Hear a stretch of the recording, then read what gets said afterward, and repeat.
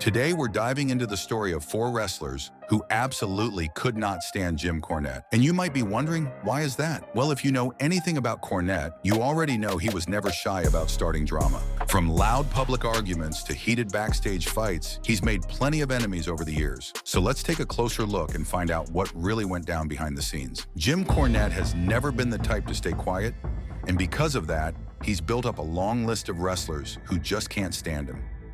Over the years, he's gotten into public arguments, personal feuds, and some backstage chaos with people like Kevin Owens, Santino Marella, and even Brock Lesnar. And when you look back at his career, it's almost like drama just followed him everywhere he went. One of the biggest stories that people still talk about goes back to his days working with WWE's developmental territory, Ohio Valley Wrestling, in the early 2000s.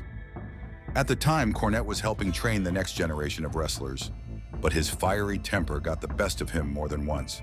In 2005, things completely boiled over during a show when a young Santino Marella, who was just a student then, no-sold a planned spot in a match. For Cornette, that was a huge sign of disrespect. Instead of letting it slide, he lost it.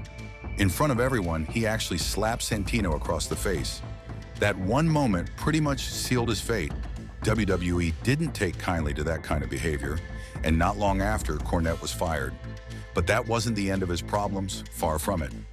Even after leaving WWE, Cornette kept his strong opinions and sharp tongue, and he wasn't afraid to use them.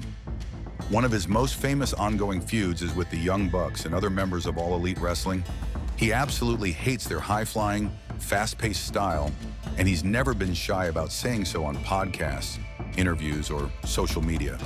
He's called out their matches for being too over the top, claiming they care more about flips and stunts than telling a real story in the ring. The Bucks, of course, have fired back in their own ways, which has only kept the feud alive. Cornette has made it clear he's not interested in making friends or playing nice. And while that's earned him respect from some fans who love his honesty, it's also left him with a trail of wrestlers who will never forgive him. Now let's shift the focus to his actual career and take a closer look at the kind of performer Jim Cornette really was. Cornette grew up in Louisville, Kentucky, and by the time he was only 14 years old, he was already working at wrestling events in just about every job you could imagine.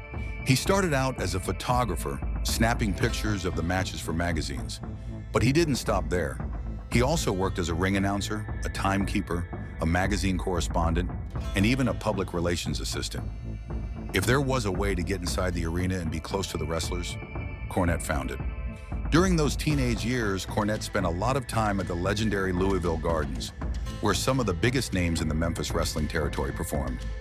It was there that he built an important connection with Christine Jarrett, the mother of Jerry Jarrett, who was one of the key promoters of the Continental Wrestling Association, better known as the Memphis Territory.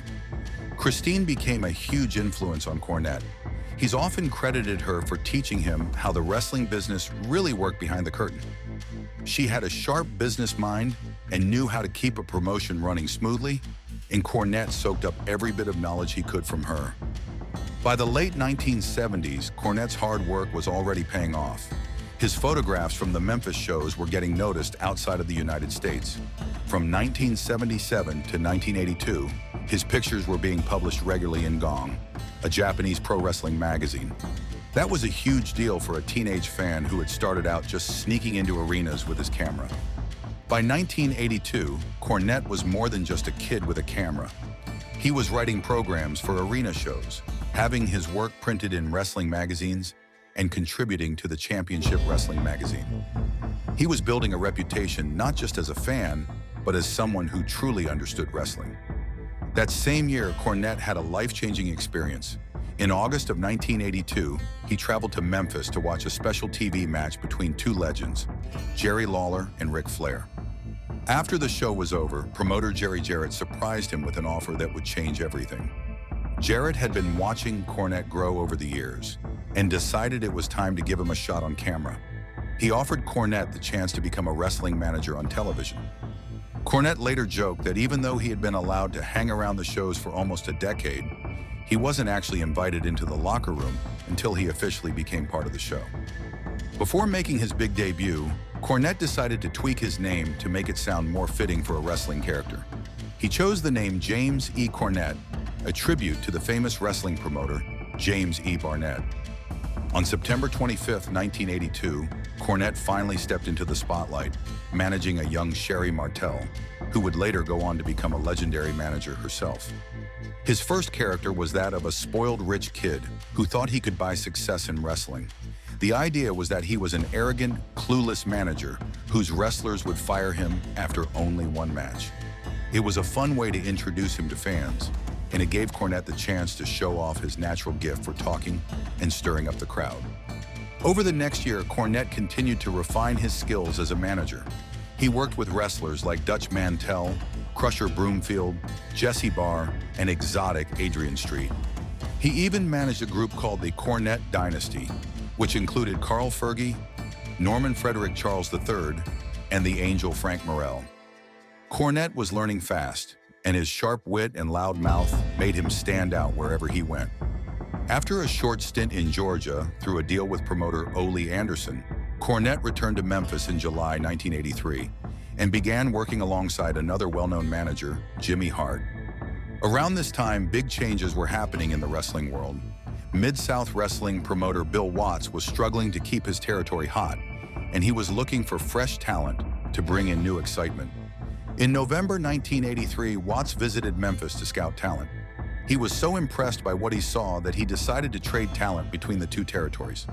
During one of the TV tapings, Watts spotted Cornette and immediately knew he had something special. In fact, Watts later said that Cornette was so obnoxious that he wanted to slap him. Exactly the kind of reaction that meant Cornette could draw serious heat from fans. Watts brought Cornette to Mid-South along with a brand new tag team he was forming called the Midnight Express, made up of Dennis Condrey and Bobby Eaton. He also took Ricky Morton and Robert Gibson, who became the Rock and Roll Express. Moving to Mid-South was a huge opportunity for Cornette. At that time, the territory was known for featuring big, tough wrestlers, and Cornette and his crew were some of the smallest people on the roster. But what they lacked in size, they made up for in charisma and excitement. Cornette quickly developed a trademark that fans would never forget: a tennis racket.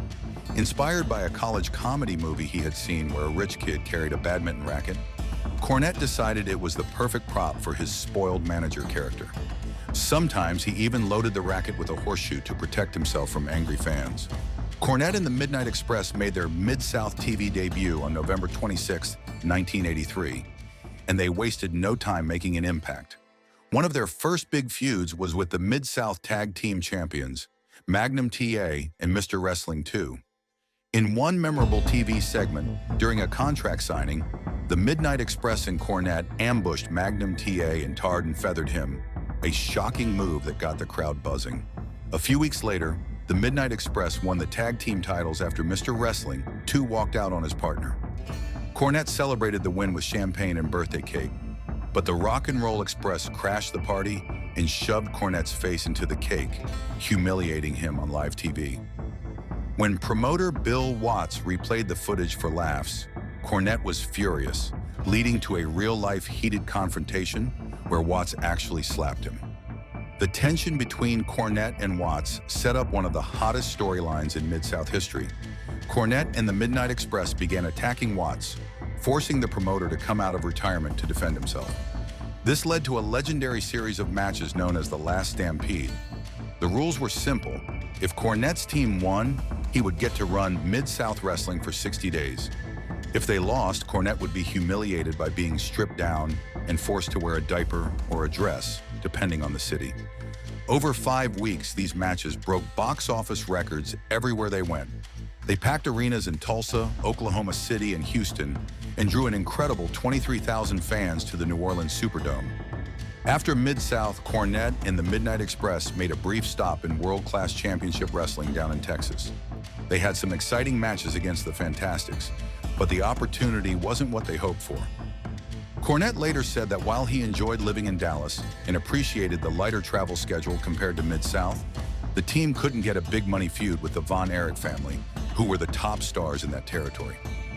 Without that kind of rivalry, there was no chance to headline shows, so when an offer came from Jim Crockett Promotions in Charlotte, Cornette and his team jumped at it. Their move to Crockett Promotions turned out to be a career-changing decision. Cornette and the Midnight Express spent 5 years there and became major national stars. When original team member Dennis Condrey left in early 1987, Stan Lane stepped into team with Bobby Eaton, and Cornette kept managing them through it all.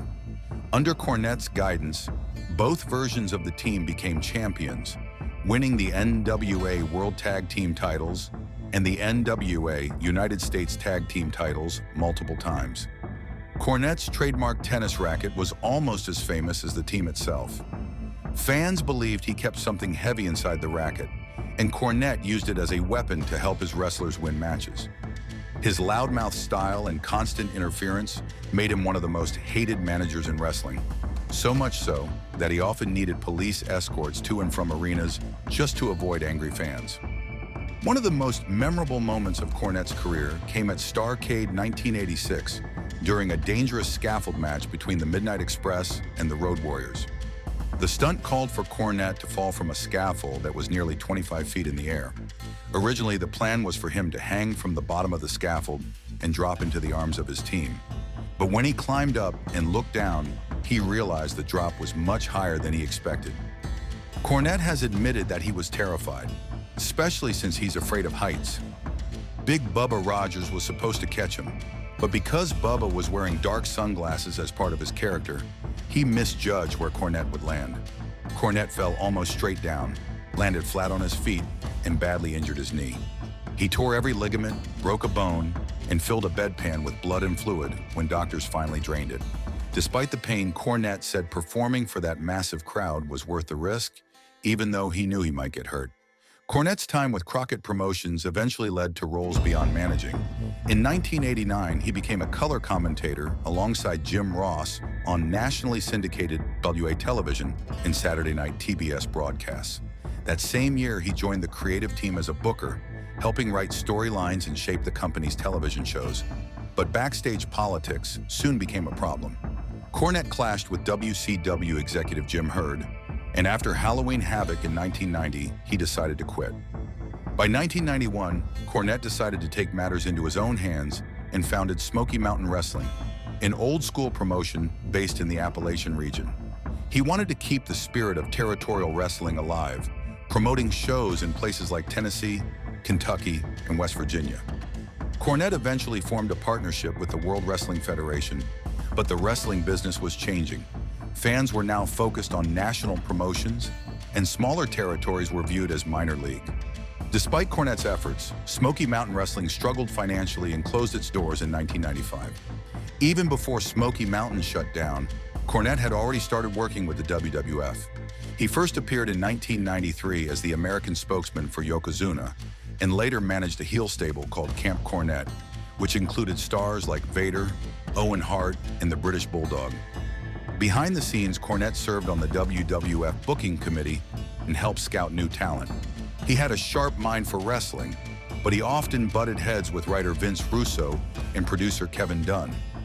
His temper sometimes got the best of him, like the time he mocked Dunn's appearance during a heated production meeting and threatened to hit him. Although Cornette stayed with the WWF until 1999, he eventually grew frustrated with the creative direction and left. After leaving the WWF, Cornette moved into talent development. He became part owner and head booker of Ohio Valley Wrestling, WWE's main developmental territory. There, he helped train future stars like John Cena, Batista, Randy Orton, and Brock Lesnar. But once again, Cornette's fiery personality led to trouble. In 2005, he was released after slapping a wrestler who broke character during a live event. Cornette later admitted he was burned out by that point, even if he still had passion for teaching young talent. Despite his ups and downs, Cornette remained a major figure in wrestling. He worked in TNA as an on-screen authority figure, joined Ring of Honor as an executive producer, and made appearances for promotions like Major League Wrestling and the National Wrestling Alliance. In 2019, however, Cornette's time with the NWA ended in controversy when a remark he made on commentary was widely criticized and led to his resignation.